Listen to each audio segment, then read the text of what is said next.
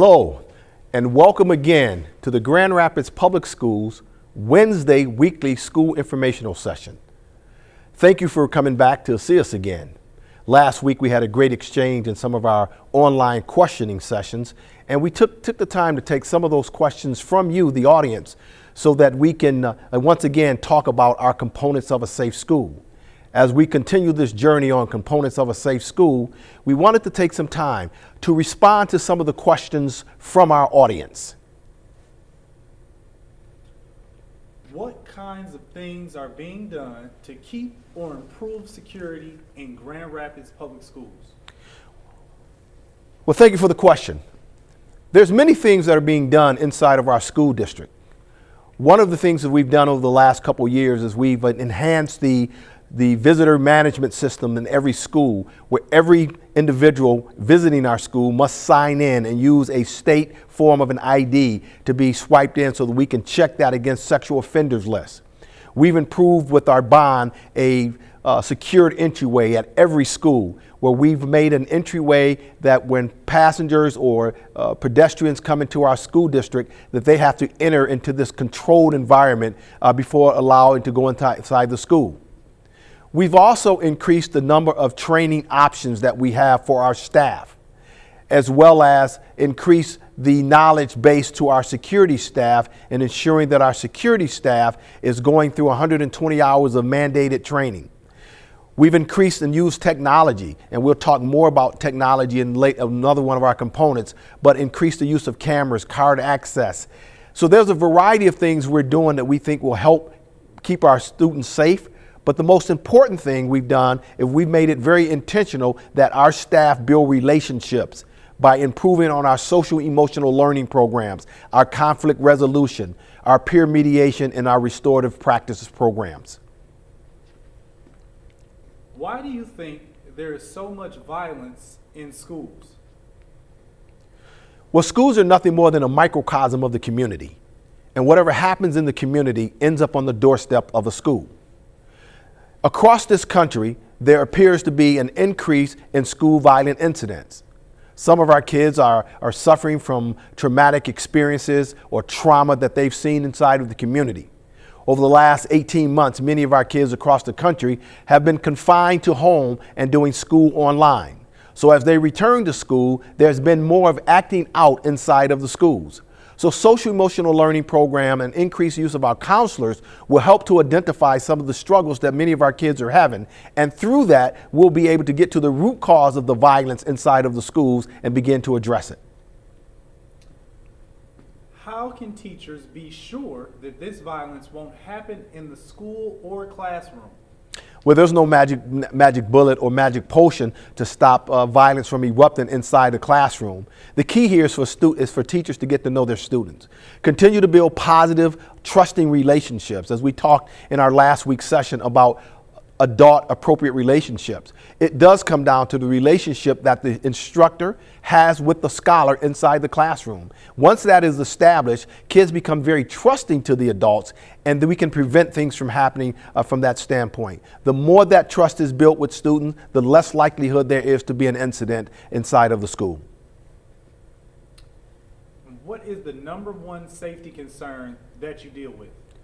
You know, people would be surprised at what our number one safety concern is. And our number one safety concern is really getting our students into the building safely. Transportation, how we pick up and drop off students day to day. I'm more concerned about a student being struck by a car than I am any other thing that could happen inside of our school, because that is something that we do daily. And as more parents elect to drive and bring their children to school in a car, and if we have more buses moving around our community, it becomes very, very concerning for us on how to maneuver and how to manipulate traffic in a school safety zone. So we have to continue to work with our parents, work with local law enforcement, so that we can create these safe school zones as students and their parents arrive to and leave school. The second most concern that we have right now during the winter months is when and how we cancel schools. Now that's always a top priority for parents, knowing why we cancel schools on a snow day. Now we can have a long conversation about the snow days. It's a tough decision for our school administrators. That process starts at about 4 a.m. in the morning. Sometimes it goes on all night as we assess, evaluate roads, work with law enforcement, work with road commission, and work with neighboring districts. Because of a tiered busing system, we have to make a decision by 5:30 a.m. Sometimes we get it right. Sometimes it doesn't work out too great for us. But what we want to do is we take school safety serious, and we would never put a kid in harm's way bringing them to school in severe weather. So we want to evaluate that, make the best decision possible, and when we always want to err on the side of caution. So those are our top two safety concerns as we see it. And we thank our viewers for sending in those questions last week, and we continue to ask you to continue to send in our questions. As we continue on with the components of a safe school in that series, I mean, there's a multitude of things that we can do to keep schools safe. And as we begin to think about our components of a safe school, this week, we want people to just think about the concept of a Trojan horse. We oftentimes think that the threat to a school lies on the outside of the school. But in reality, the threat to any school district is really inside the school. The individual most prone to create problems inside the school ride the school every day in a yellow school bus or delivered by their parents. So we look at the school building as being this Trojan horse, or the school bus as being this Trojan horse. And at any time, an incident could happen with an individual who needs and who is supposed to be inside that school. So that's why relationships, and we just continue to talk about relationships, become so important. So as we talk about the next four components of a safe school, we want you to put that in the concept of a Trojan horse, of those kids who should be inside the school, and how we can connect with them and ensure that they're not creating a problem inside the school for us. So our first component this week is our crisis management plans. You know, last week we talked about a comprehensive school safety plan. This week we're talking about a crisis management plan, and what does that plan look like? Where every school administrator, every school officer, security officer, are equipped with a crisis management plan. We just recently moved to an electronic version of that plan, where we're pushing that out to the smartphones of our staff members.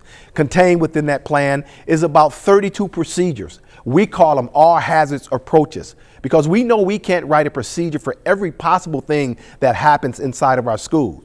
But utilizing the 5 phases of emergency management, we've worked with our local law enforcement, our emergency managers, and other school districts within our community, along with a school safety consortium, to really write plans and processes of how we will respond to any incident that occurs inside of our schools.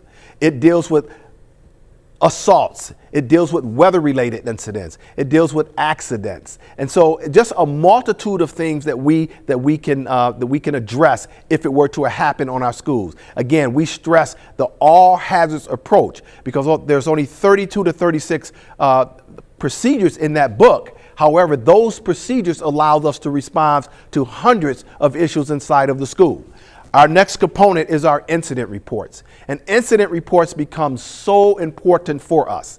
Our incident reports are gathered by our school teachers, or written by school teachers, but more importantly, written by our school safety officers. Our school safety officers are going out to the schools, taking incident reports. Those incident reports are being analyzed. They've been put into a database, and through that data, what we're doing is we're going out to determine how we can bring resources to a school district to prevent incidents from occurring.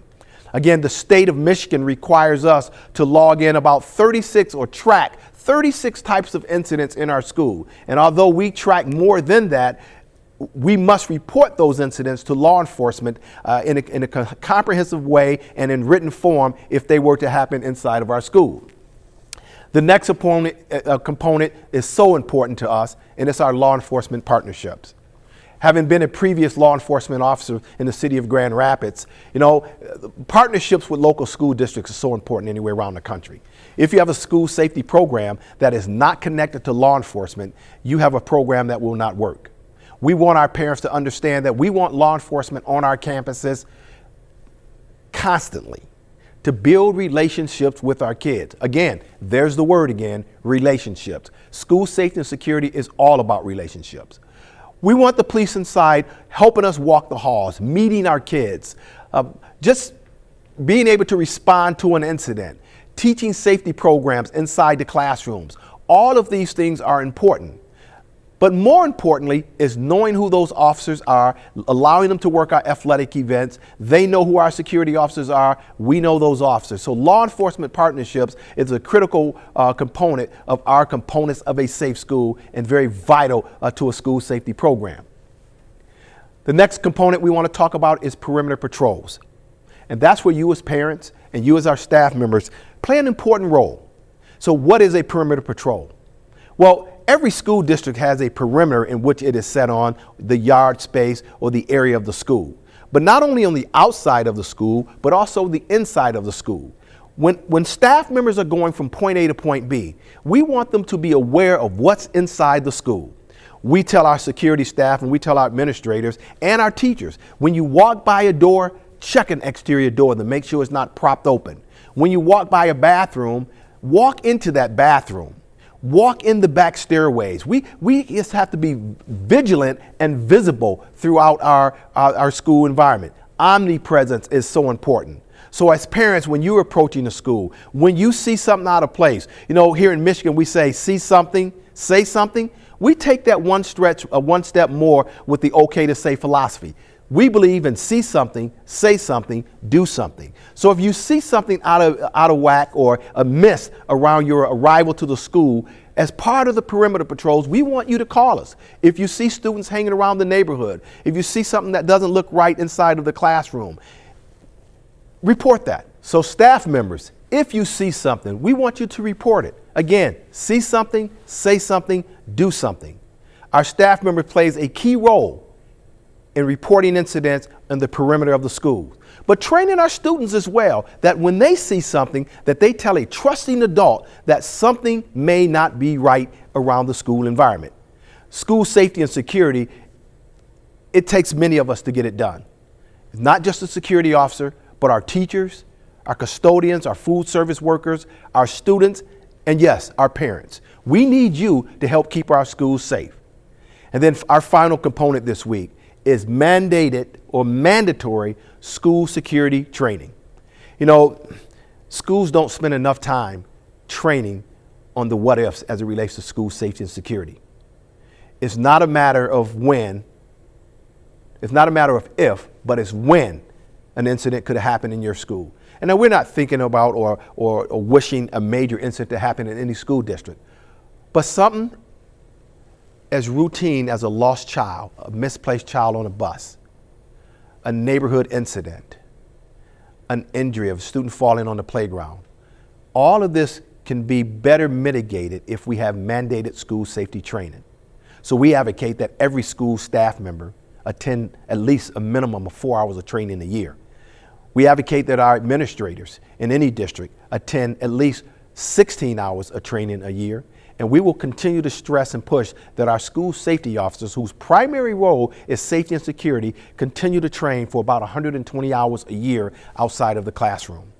It is the ongoing and continuous training, the mandated training, that will make the difference if we have to respond to an incident. Now, these components and other components are just, it's just the start of what we do inside of our district. We shared 4 components with you last week, and we shared 4 more this week. We think that as we continue down this journey, that we want you to continue to ask us questions. We work for you, and we want to provide the safest district in the nation. So go online and send us your continued questions at SecurityQuestions@grps.org. We read every question, and each week we will come back with some additional questions for you. So that's SecurityQuestions@grps.org. Want to get that right. In the coming weeks, we're going to put up a Twitter where you can follow us on Twitter, follow us on YouTube, get us more information as it comes out, the questions that you have and the things you would like to see.